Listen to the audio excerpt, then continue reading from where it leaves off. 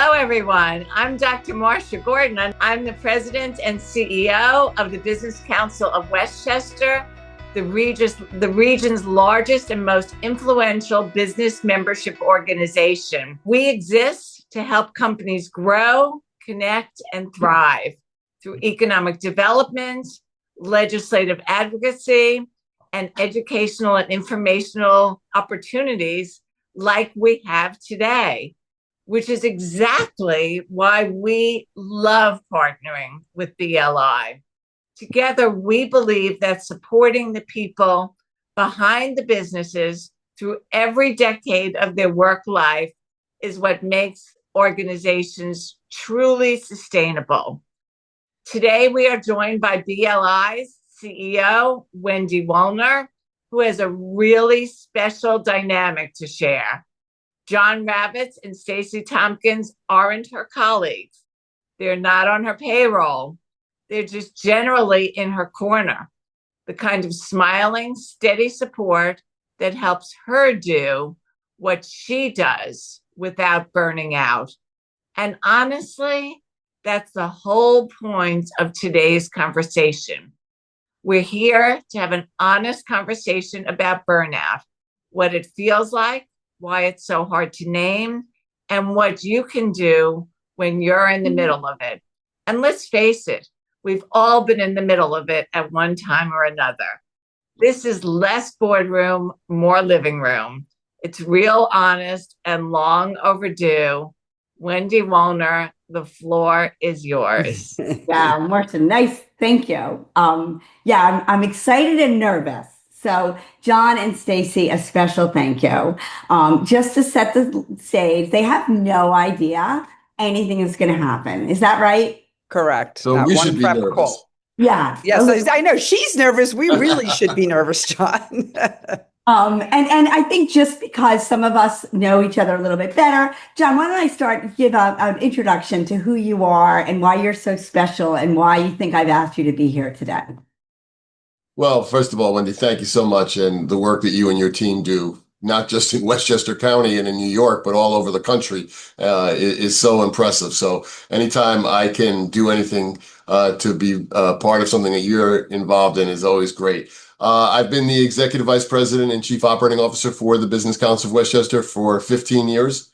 As Marcia said in her intro, we are the county's largest business membership organization that focuses on economic development and advocacy on behalf of our members. And I head up our governmental affairs wing. And for that, we try to be the eyes and ears, and in many cases, the voice for our members on all levels of government, making sure the legislators, again, understand what the impact is on legislation that they introduce, again, on all levels of government, and try again to give them as much information and education on what that means to businesses if laws are passed. Prior to that, I was the executive director of the CEO of the American Red Cross for Westchester County, and then the COO for the Greater New York American Cross region.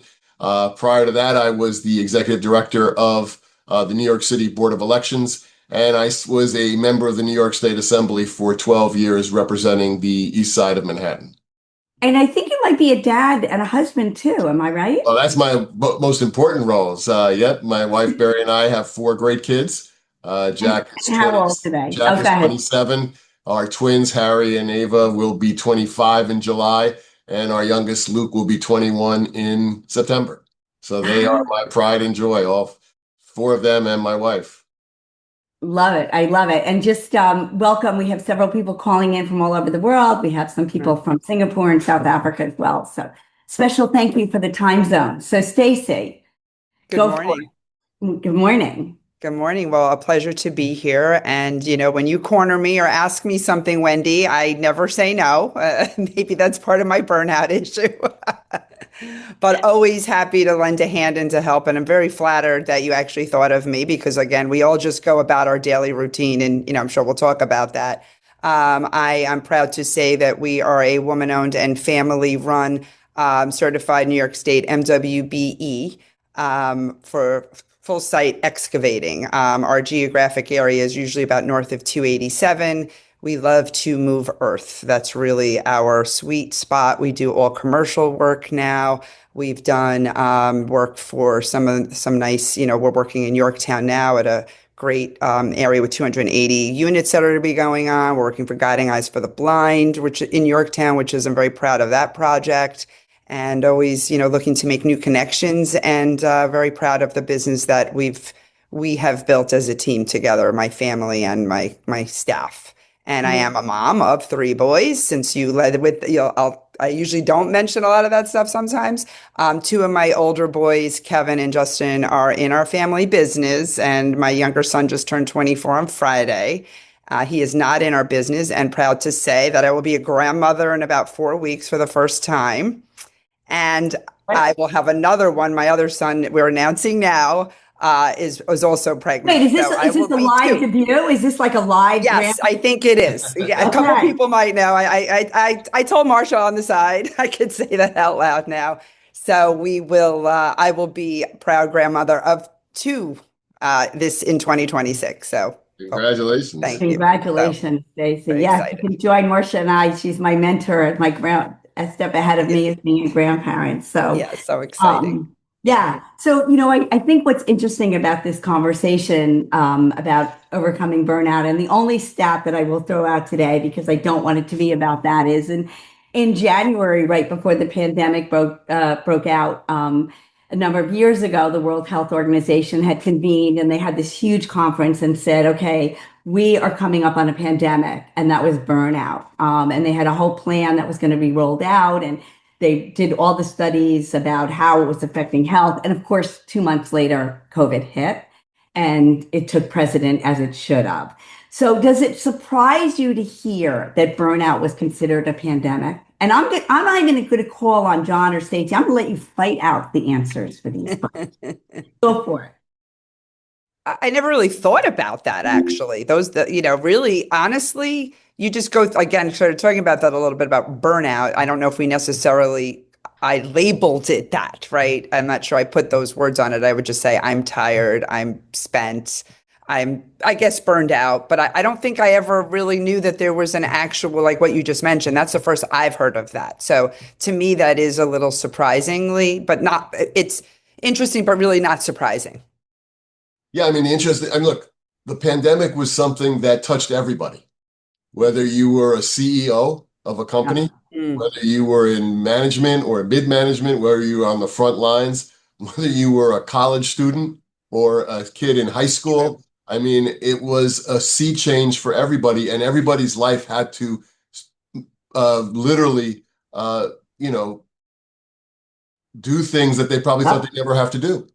And work in ways that they never thought they would have to work. For the Business Council of Westchester, we're a very live, event-driven organization. We had to do what everybody else had to do immediately and pivot to go virtual. And none of us knew what that meant. And so, John, in some way, though, do you think that helped the burnout?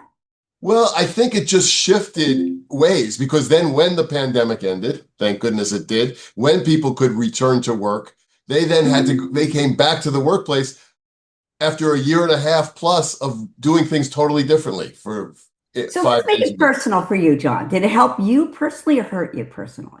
It kept me motivated. Okay. Look, one of the things that I'm so proud about at the BCW is that we increased membership during that first year and a half of the pandemic. And the reason why we did was because Marsha, Amanda, and the team were able to make sure that we were almost a daily presence in our members' lives virtually. We were bringing the stakeholders who they needed to hear from to them twice a week sometimes, answering questions that they needed answers for both their employees and for their business and for themselves. And so I think it was that motivation factor of, we got to get through this, that I certainly didn't feel burnout. I don't know, that's sounding a little like We're Still Standing, like the song we started. Yeah, it was, it could be frustrating at times. And I think we all saw how different people were reacting to the pandemic. Again, I go back to my 4 kids. 3 of my kids, their college careers totally got blown up. They all had to come home. And even when they returned to campus, they all were under all these restrictions. So they really didn't have a perfect 4-year college. My youngest was entering his freshman year in high school. And so for a year he was home. And then when he was finally able to go back, he had to literally walk around with a shield that he would put on his desk. Yeah. So, I mean, for them, I felt more, I felt bad for it because again, they didn't have that high school and college experience that many of us really continue to think of as the greatest times of our lives. Yeah, but I think what's interesting about that is that what you're talking about is something, and we could put in some references because I know people always like it. From Harvard, she talks about grit, right? So, Stacey, if you, and we don't need to go back to the pen to COVID necessarily, but like on the mornings when you don't feel like getting up, has that ever happened? Oh, many mornings that Okay. happens, right? I just even last week I had to be on a 4-hour Zoom with a coach, a business coach, and I said to him, I don't want to do this today. I do And not feel like I but you had the still, but headspace you for that. showed up. You showed But up. you show up, you do like, and I wouldn't have. And speaking of like virtual and Zoom, if this was in person right now, I couldn't have done both what I have to do, right? Right. So this lends itself to be able to do more and be more effective and better use sometimes of your time. The meeting I'm going to in this hotel is obviously in person. It's a lunch, but I was able to work. If this was in person, I couldn't have physically done both. So I just wanted to point that out when we're talking about the digital and the virtual. I think it's Yep. hugely comes, it was Make, it was new to me back then, for we never needed it in my business. So Um, wait, let me interrupt you for a second. You know I'm Sure. famous for that, right? Say I'm Yeah. famous for the interruption. But if you're here and I see someone writing in from Singapore where it's very late and they're saying, okay, they don't say no to things. That's why they're on this. So I want to make this real. We're making a tool bag. So the first thing I hear John and Stacey say is one of the tips is you've got to embrace innovation. You've got to embrace technology. You got to jump on the Zoom call when you don't want to. Is that You got to do there's lots of things that we have to do that we don't want to do. I mean, this is something I love to do. So don't I'm happy that I could do both and I didn't have to pick and choose because sometimes it's a what do you pick and choose because it's not about saying no. Sometimes Oh, you now we literally got another can't. tool. Wait a minute. So now Okay. we're saying we got to set boundaries. We can't do everything. Nope, you can't do everything. You want to try to do as much John, what do as you say no to? I've Oh never no, no. I'm agreeing. I mean, you can't say, Yeah, but I look, want to know, Rick, tell me what you've actually said no to. In the decade I've known you, I've never heard you say no. What do you oh say? no, I mean, you can't be at three places at once, just as So give me Stacey's an been example of maneuvering. something So you've said no to. you have to prioritize, and you have Okay. to be able to make sure that when you make a commitment, you stick to that commitment.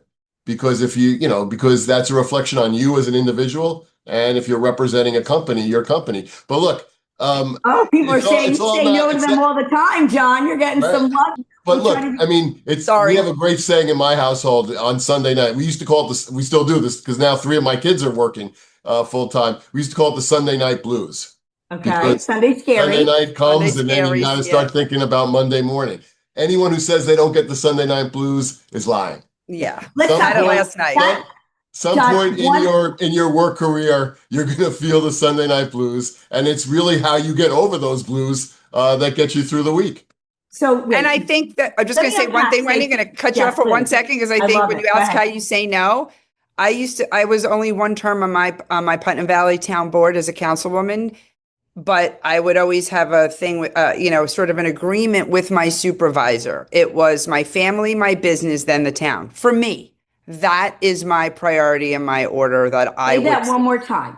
It was my family, which still is, and then my business and then town related, whichever. If those things were taking in and people in the political arena may disagree with that and say, well, okay, that's probably why you're not reelected, and I'm fine with that. It's okay. Consequences. So Okay.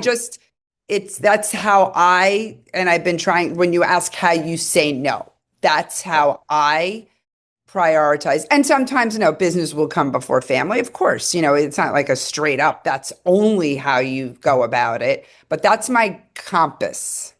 And I think it's also that life balance that also prevents the burnout. I mean, Right. Marcia has created a great environment here at the Business Council of Westchester. When I came on board, I said, look, I got 4 kids.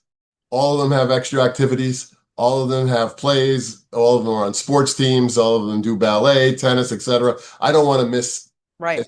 any of them if I can possibly do it. Obviously, if there's a crisis at work, I'm gonna have to make that choice. But I can tell you that it was a very rare occasion that I missed anything, and don't think that didn't affect my motivation when I was here in the office, because I knew if I was going to have that commitment to my family, I had to get what I needed to get done before I left the office, or at least know that I was in a good place leaving the office. If you can have that type of balance, it does really, I think, make you feel good about coming to work every day.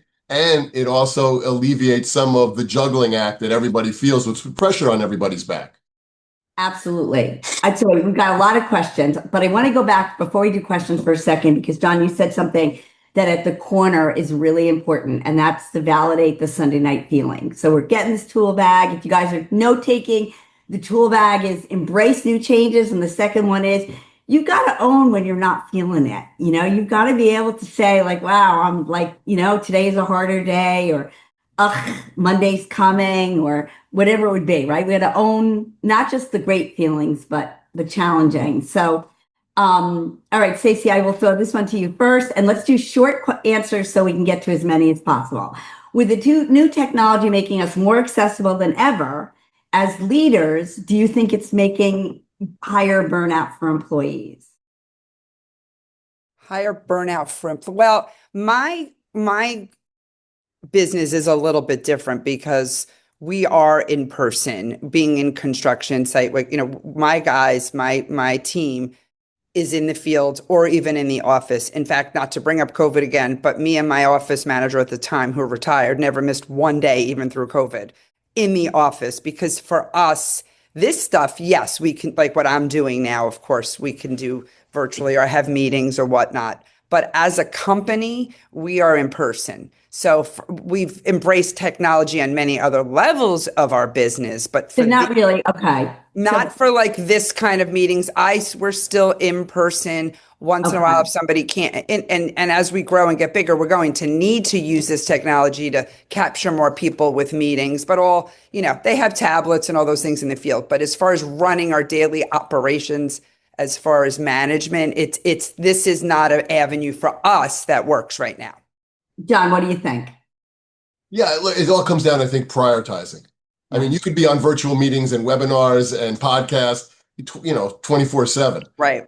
It's got to be what makes the most sense. If it's something pressing, if it's an issue that you got to be on a virtual meeting, you got to be on a virtual meeting, just as if you have to be in face-to-face. But it's, again, that balancing act that you have to just get good at, because you can't say yes to everything or else nothing gets done. And that is sort of funny because Stacey and I have only met because of BCW. And I just think there's something about like, if you've been in a networking room, and I would put networking as one of the things that has helped me overcome burnout. Like I'll go looking forward to going later today to something, meet someone and meet. But what do you think the energy, Stacey, about you is when you're in a room? What do you think? If you had to pick one word to describe you, Stacey, what would it be? One word to describe myself, which it wouldn't be in the past, but I would say now at my age and all these years, would be confident. Okay. I love confident. I think that's great. Leave it at that. But years ago, it wasn't, right? So that comes with age. That's all another conversation. But if you're asking for one word, walking in a room now, today, confident. Love it.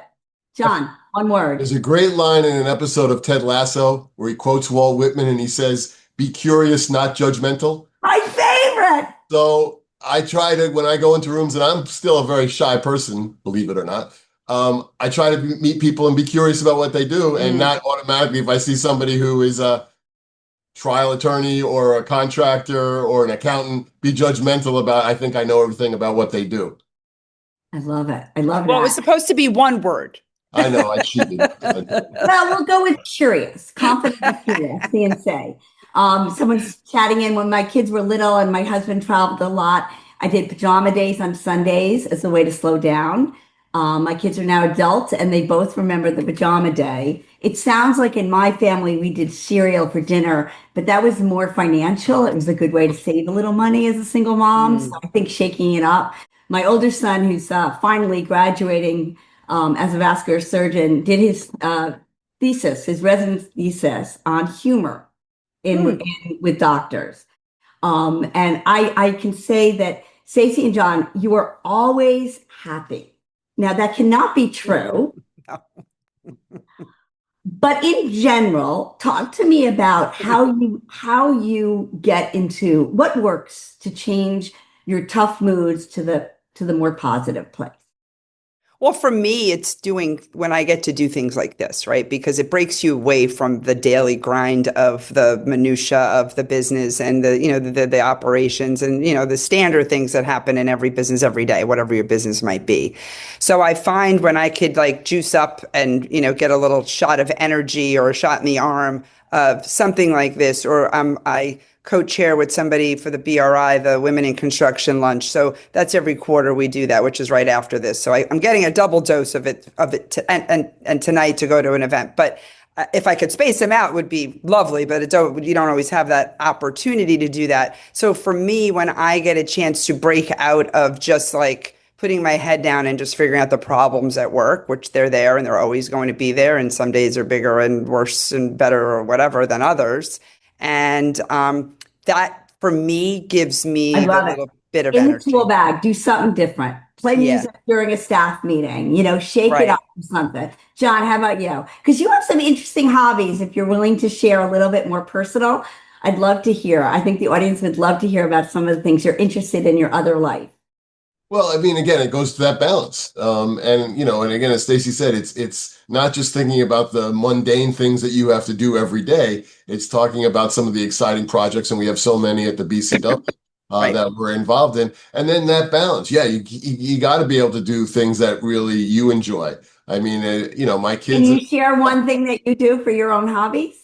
Well, I mean, it's I always call myself a struggling screenwriter. And over the last 10, 12 years, I've really tried to break into that business while doing everything else that I'm doing. So that's always a great release. And then, my kids are in our family are big sports fans. So right now we are waiting for Wednesday night for game one of waiting for the Knicks to play in the championship. But we do that together.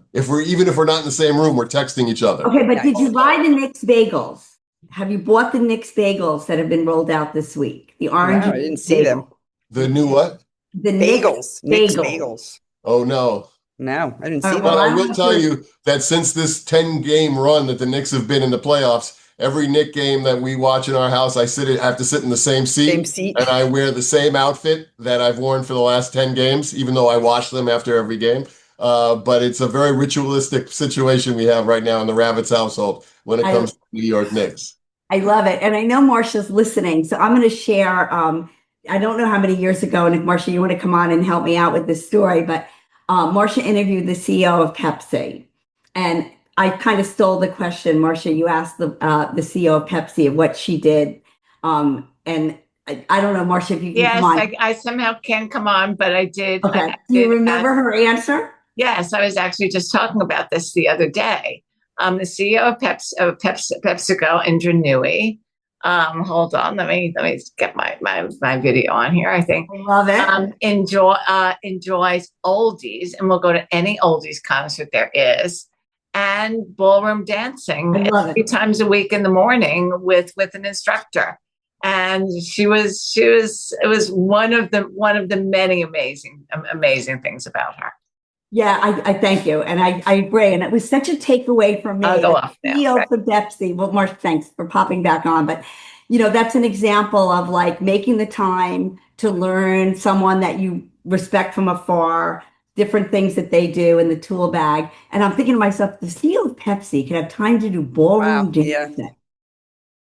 That's impressive. Like, think about it for a minute, So I love that. All right, I'm going to turn it now. I want to make sure that I didn't miss. So please don't wait to the end. Ask your toughest questions or your thoughts or send we like to hear. We've got a solo parent of a 15-year-old and 2 12-year-olds. So twins there, John. Operate on a family calendar that everyone can see and check in. That's what they do on Sundays. It keeps them sane and connected to their activities. So I'm going to ask a tough question back about that.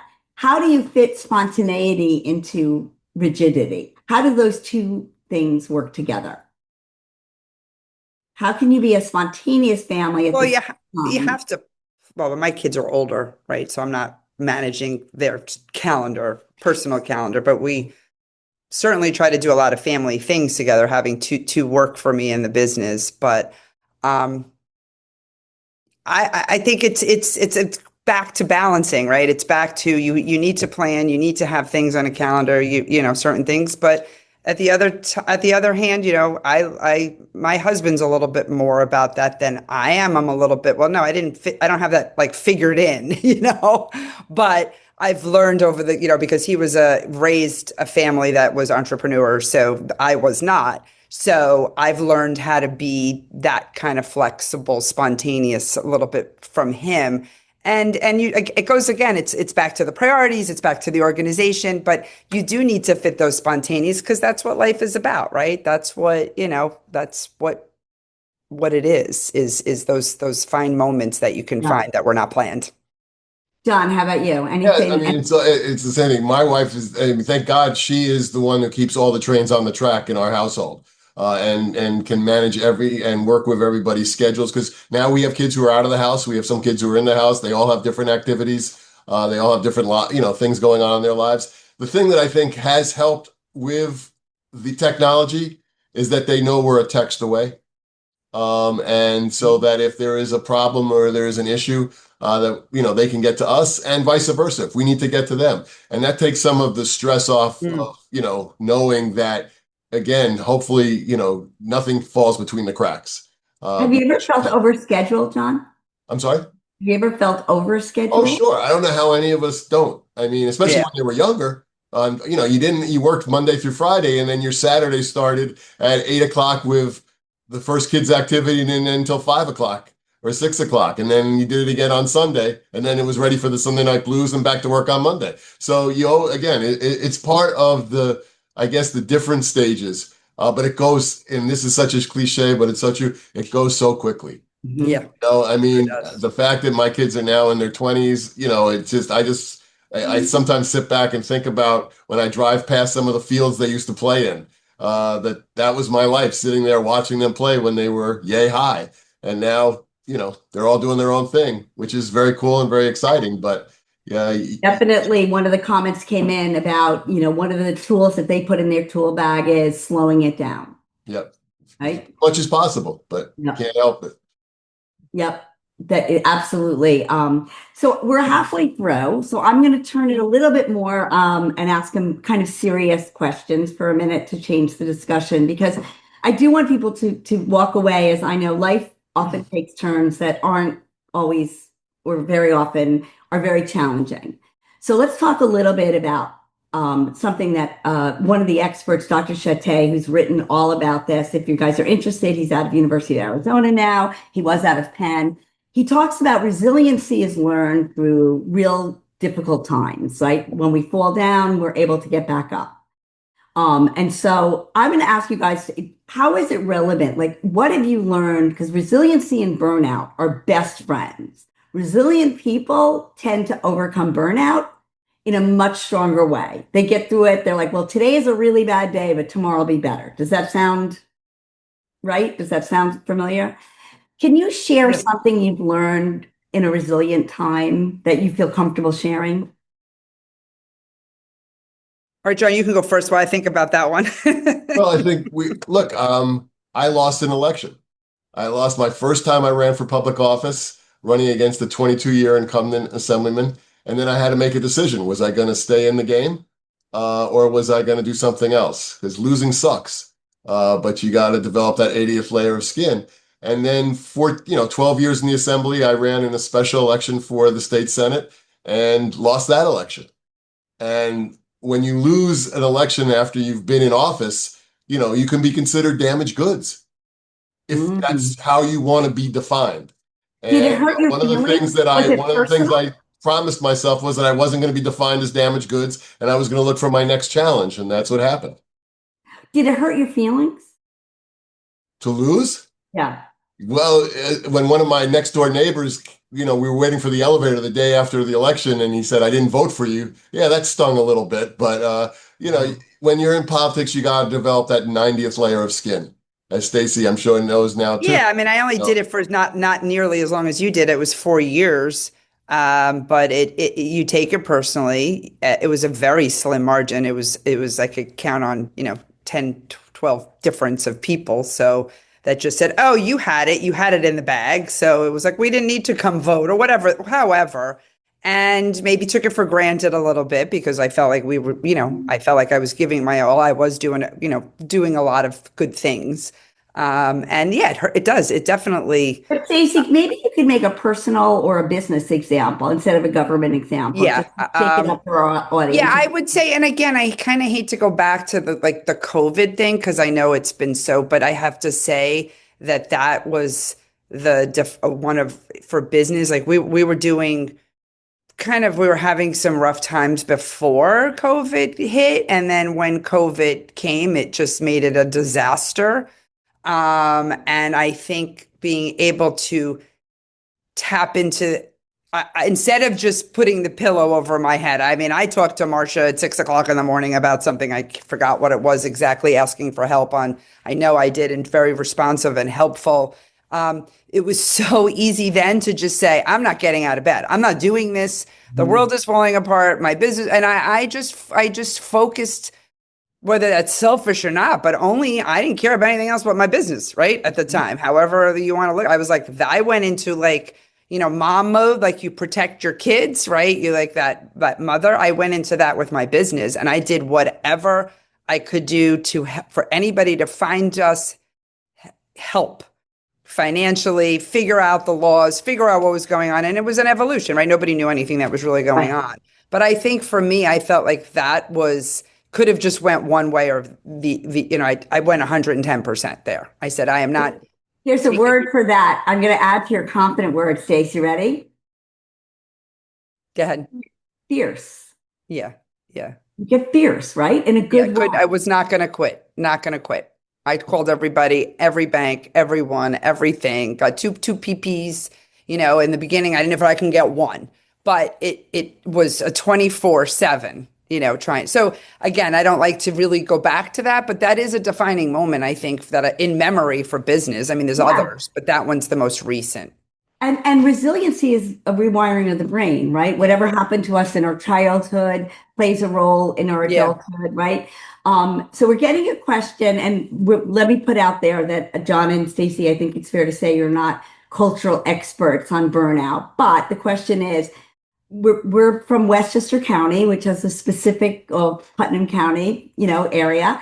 The question is about what do you think? Does culture play a burnout? And this person's asking, as an Australian, do we think there's differences within?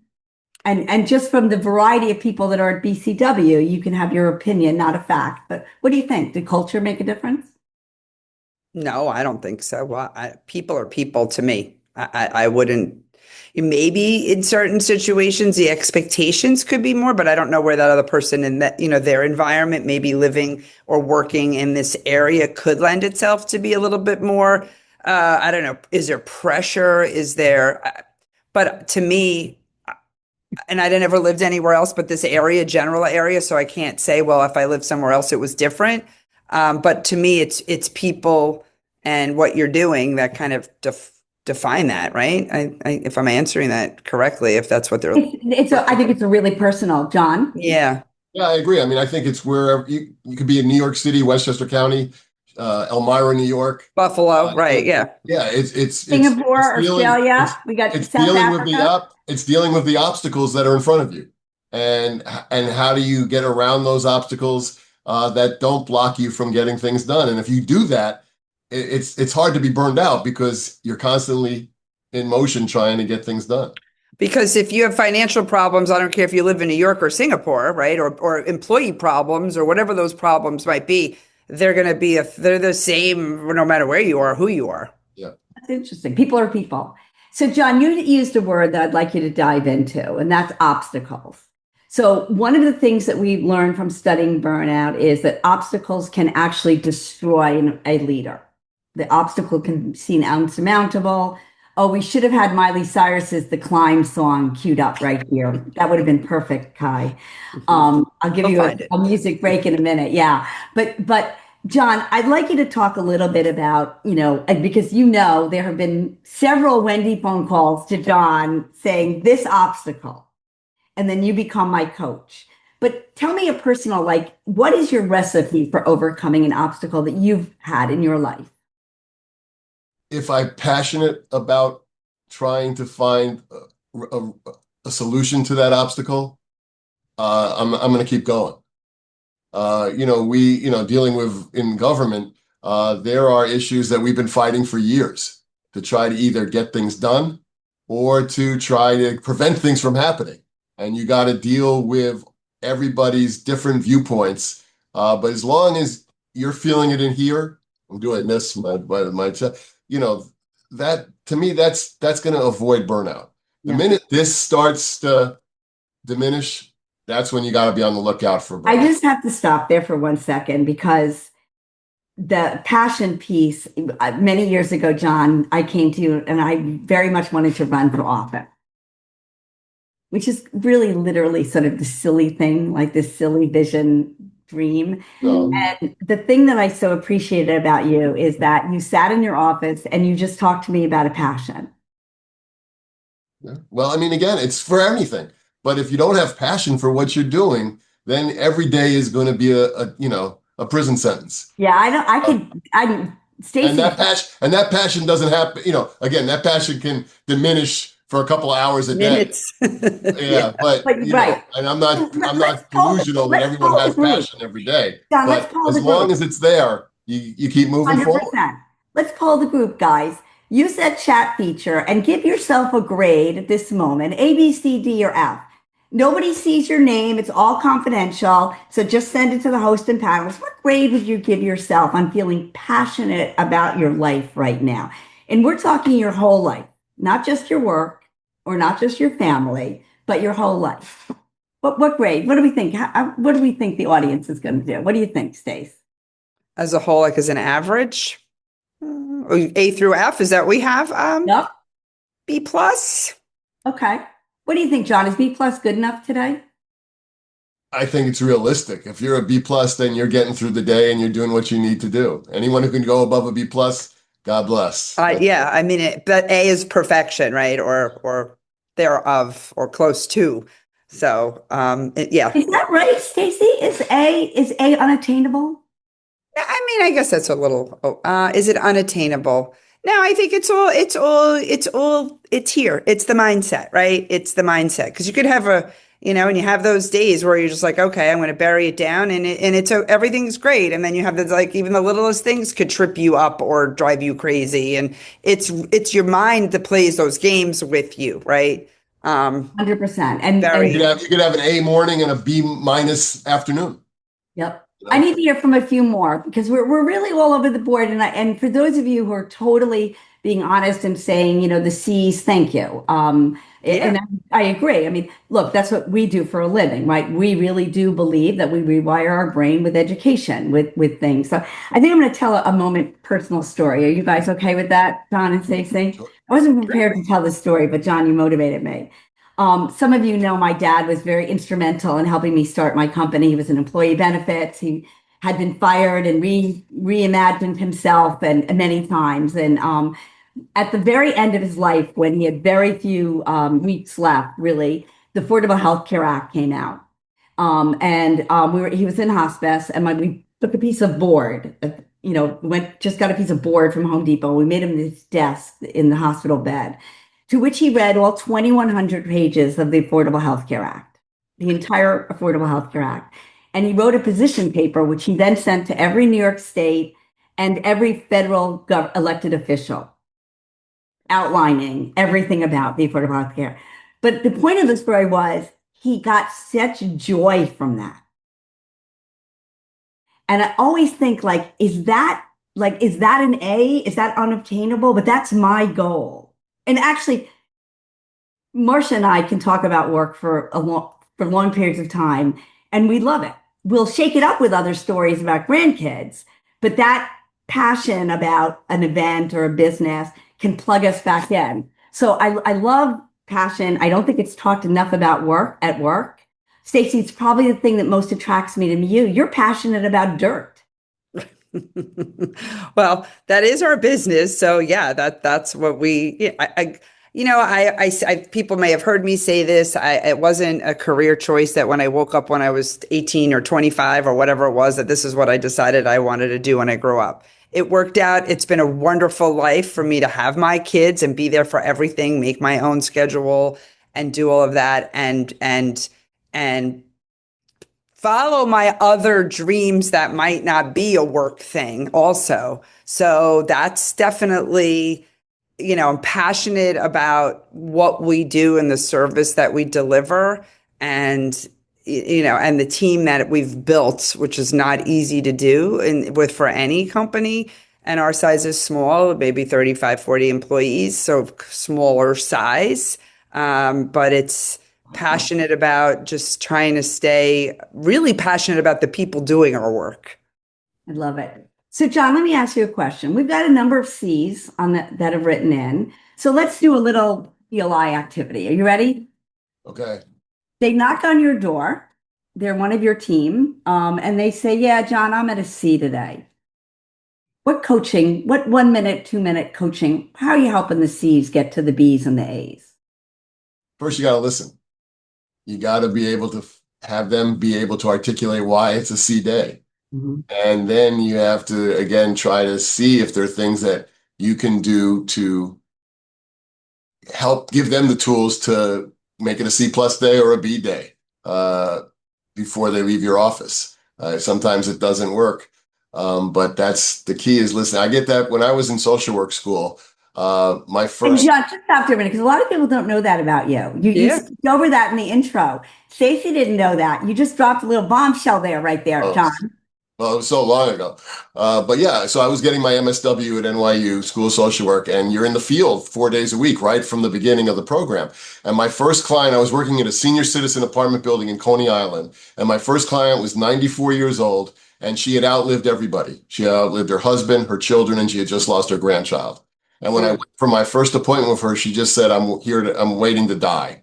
And of course, I was like, no, that's not going to happen because we're going to be here together for a year, blah, blah, blah. And I remember showing my write-up of the session to my supervisor, and she said, I should throw you out of the program right now because all you did was talk and you didn't listen. And that's not the role of a social worker. It's to listen and then be able to help your client come up with a strategy, articulate a way. Sometimes it works, sometimes it doesn't. But to me, and it's a challenge sometimes to listen. Because if somebody comes in with the same complaint 5 days in a row, you get a little burned out on listening if they're not trying to help themselves. But to me, it's always this. Let me throw it to Stacey. So unlike John, this employee works for a bad boss, a bad manager who doesn't listen, and they're at a C. So they don't have the option. They have to self-motivate themselves. They have to go from a C to a B to an A by themselves. What advice are you giving them? What coaching are you giving them? Oh, well, it might be, take a day off. I don't know. Depends. Could be. Okay. Maybe you just need, really could go so deep of what's going on. It could be personal. It could be business. It's impossible, right, to know. It is the same thing. Is really it's paying attention. And maybe they're not knocking at your door, and I don't see my guys every day, but it's paying attention to see if they're having maybe some issues or an off day. They have to self-motivate. They have to self-motivate. What helps someone self-motivate? They don't have any support. They've got to do it themselves. Well, it could go 2 ways. It could, and maybe it's a cop-out by saying take a day off. I don't know. Could be. Or it's really just pick up your bootstraps and just dig back in and keep going. Because without context or right, you can't, if you're saying self-motivate, would just say, kind of get your act together, pick up your, put on your big girl pants and let's go, right? Like that's in the tool bag, some tough love. Yeah, that's kind of what it would be if they have to self-motivate. That's the advice it's hard to articulate how to tell somebody how to self-motivate a little bit. Again, on the flip side of that, you have to be realistic too and honest. If you have a Yeah. boss who's not going anywhere and it's not working, Right. then you do have to take some accountability to say, I'm not going to change this person's mind or their Right. work habits. Maybe I need to now take my experience somewhere else. Somewhere else, of Yeah. course. Yeah, absolutely. You're not going to change So them. wait, you mean you actually are empowering someone to leave their situation? Again, it goes back to if every day is a drudgery, if Yep. every day you walk into your office with a black cloud over your head and it doesn't diminish throughout the day, why would you want to stay there? Because that black cloud's then going to go into your personal life. Yeah. And you're in real trouble. Well, that's the same, right? Exactly. You have a decision. It's a free world. That's pretty You don't have empowering. to stay. Actually, you can leave a marriage, divorce. I mean, you can make situations. You can leave a situation. You can move out of a home. Right? Right. People sometimes forget how powerful choices we actually have. So it does happen in our field from time to time, and there's actually a very interesting court case right now in the therapy world about bad advice being given. Serious situation happens and unfortunately wasn't handled well. So I think it's a really, and Stacey, I'll start with you. So what would be coaching advice that's not helpful to make someone's life better for them to feel less burnt out? What is an example of something that you're like, yeah, that is not helpful? Oh, that is not helpful. Wow. And John, you can help her out if you want. Yeah, I'll coaching be nice. advice to tell somebody that's not, well, it's, I think telling somebody it's going to be fine. It's going to be okay. Okay. Right? It's all going to be It's going to be good. It's all Yep. good. Just, go back, see you later. Like that's not helpful. And I think, not Absolutely. listening to them is not helpful. Right? Love it. Is Right. listening to them and not just sugarcoating and just saying, yep, everything's, sunshines and rainbows at the end of the day. It's not. It might not be. And someone's writing in this too shall pass. It's not always Correct. true, John just said. What else, John? What is also not helpful? Like, what do we need to stop saying? Well, again, sometimes you need to, some of the tough love. Yeah. And that's not being negative in terms of coaching somebody in their professional development. But if they're having the same issues over and over again, and they're not getting resolved, or they're not taking any what you hope will be constructive suggestions to resolve the issue, then you got to turn it around and say, what didn't you hear? And why didn't you try to do this differently? And sometimes you got to say to a person, you messed up. Yeah. Oh, Right. Yep. I think that idea of whatever you want to call it, radical honesty, telling them what to do is not helpful, guiding self-discovery. But I just want to put out there, because I think it's important, some things that are happening in this world, telling people to eat their feelings, to go have ice cream, or, I'm not talking about an occasional dessert, go have drinks to feel better. Those are things that we're seeing happen where it's not going to help anybody overcome their burnout if they are drinking more alcohol every night. Right. No, that's true. And we sort of joke about it, but I think it's important to put out there, like, as we're going through the C's to the A's, we're probably not doing that with food or alcohol. What do you guys think? Oh, 100%, right? Like to find something that gives you some joy that's not maybe, cooking, or like we really as a family love to cook and do those things, but it's not sitting with, 5 bags of potato chips, after a bad day, right? I think that's a big no-no of trying to think that but try to channel that right into other things that might give you some joy, that are, whether it be watching the Knicks game or going for a walk or a hike, a swim, or whatever, the read or whatever that might be, to get your mind off of those things. Okay, so wind down, John. What is your number one tip for overcoming burnout? How do you stay you after all these years? Again, I think it's listening to your brain and your heart. Mm-hmm. And sometimes they can be at odds with each other.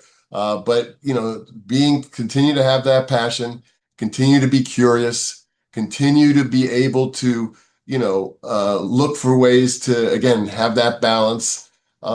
There's no, to me, there's no special, magic potion. I think it's got to be what works for you. But just trying to be in tune to what you're feeling and being able to articulate it, which is not an easy thing for me to do. I'm not someone who can easily just say, this is how I'm feeling, but it's important to try. Yeah. Stacey, you're number one. Thank you. And I think, we kind of touched on a little bit is prioritizing. It's saying no. And I'm, for me personally, trying to take more time off from work and doing, as I'm still doing what I'm doing, but not feeling like I have to do something. I want to take a Friday off. I'm at the point where I could just do it without any reasons and I have that luxury of being in my own business, and not everybody can just say to their boss, like, okay, I'm taking off on Friday. So I do have that luxury with that. But it's showing up for people. I think also, like, literally and figuratively, and being there for them is also very important. And that feels good, and then that energizes you. But prioritizing and really, like I said, being able to say no, I can't do this right now. Just, it's not going to work. I think that's a big thing. Marsha, I thought I would invite you back on for the last few minutes, because it wouldn't be a real conversation without some Marsha wits and wisdoms. What do you think? No, I don't know. I'm getting unburned out just by listening to three of you. Did I not pick the best people in the world? You pick the best people all the time. What a way to start a Monday. Thank you. Yes, you are incredible. They both did an amazing job. So yeah, Marsha, I think I will let you sum it up, just because you know us all. And the truth is, just to embarrass Marsha just a tad, because it wouldn't be really a fun Monday morning without doing it. Marsha's been doing this for decades. She's grown an organization that, for me, has plugged me back into obstacles. And I can share, and then Marsha, I'm giving you a minute to think about your big crescendo. But I remember sitting in City Limits. I was a very recently divorced single mother of 3, and the obstacle just seemed like that was impossible to start a business. Like, that was just a recipe for never, ever going to have to work. And again, just like John listening to me running for president, which never happened, or governor, or any of those things, I do think having people that will listen to you and your dreams has really helped my passion plug me back in and keep me at the A. And I'm excited that you got to come into my living room and meet 3 people that I cherish, that I look for at meetings and parties and networking that have helped. So Marsha, your last bits of how do you keep going? How do you keep doing it after all these years? You just have to laugh. Yeah. You really, and I know John is next door, and we've had some good laughs, and Wendy, we've had laughs, and Stacey, we've had laughs, and not everything is funny. I mean, let's be realistic, but you have to find those moments in your life when you are. What John Ravitz is very good at is refocusing, recalibrating me sometimes, and focusing in on what's really important, and what do these really mean, and really reaching out to people and talking to people, not isolating yourself, right? And knowing those people you can trust, that are going to keep you moving forward. And what I've heard from you, all of you today, and Wendy Wollner, you're included as the number one, even though you always include others as the number one. But BLI helps us all do that, because your company and your leadership and your colleagues are amazing. And what's important, what I heard, is to be honest, be empathetic, be clear about what your goals are, and sometimes say no. To prevent that burnout. I'm really bad at that, but I'm trying to get better at it. And to have passion for what you do, and because you're also passionate about what you do, I'm sure there are moments when we've all experienced burnout. But if that passion isn't in your life about your career, your family, your life, your friends, then the burnout will overwhelm you. So just stay passionate, find that passion.